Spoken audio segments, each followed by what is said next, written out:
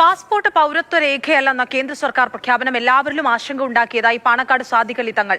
Passport Indian പൗരന്റെ അവകാശവും പൗരനെന്ന് തെളിയിക്കുന്ന രേഖയുമാണ്. കേന്ദ്ര ഗവൺമെന്റിന്റെ പ്രഖ്യാപനം പ്രതിഷേധാർഹമെന്നും തങ്ങൾ പറഞ്ഞു. ഹ്രസ്വ സന്ദർശനത്തിനായി മക്കയിലെത്തിയ തങ്ങൾ മലയാള മാധ്യമപ്രവർത്തകരോട് വാർത്താ സമ്മേളനത്തിൽ സംസാരിക്കവെയാണ് കേന്ദ്ര സർക്കാരിന്റെ നിലപാടിനെതിരെ പ്രതിഷേധം അറിയിച്ചത്. ഏത് രാജ്യത്തെ പൗരനും അവന്റെ പൗരത്വം തെളിയിക്കുവാനുള്ള രേഖയാണ് അതാത് രാജ്യത്തെ പാസ്പോർട്ട്. ഏത് സാഹചര്യത്തിലാണ് കേന്ദ്ര സർക്കാർ ഇങ്ങനെ പറഞ്ഞതെന്ന് അറിയില്ല. ഇത് പ്രതിഷേധാർഹമാണ്. ഗവൺമെന്റ് ഈ തീരുമാനത്തിൽ നിന്നും പിന്തിരിയണമെന്നും പാണക്കാട് സാദിഖ് അലി തങ്ങൾ പറഞ്ഞു. പാസ്പോർട്ട് പൗരത്വ രേഖ അല്ല എന്നിപ്പോ കേന്ദ്ര ഗവൺമെന്റിന്റെ പുതിയ തീരുമാനം അത് പുതിയ ആശങ്കക്ക് ഇടവച്ചിട്ടുണ്ട് എന്ന് എല്ലാവർക്കും അറിയാം.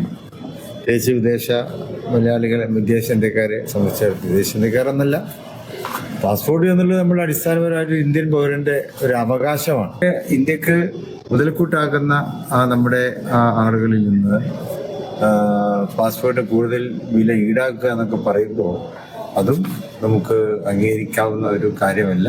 പാവപ്പെട്ട പ്രവാസികൾക്ക്, പ്രത്യേകിച്ച് ജോലി അന്വേഷിച്ച് വിദേശത്ത് പോകുന്നവർക്ക് താങ്ങാനാവുന്നതല്ലെന്നും വർധനവ് പിൻവലിക്കണമെന്നും തങ്ങൾ ആവശ്യപ്പെട്ടു.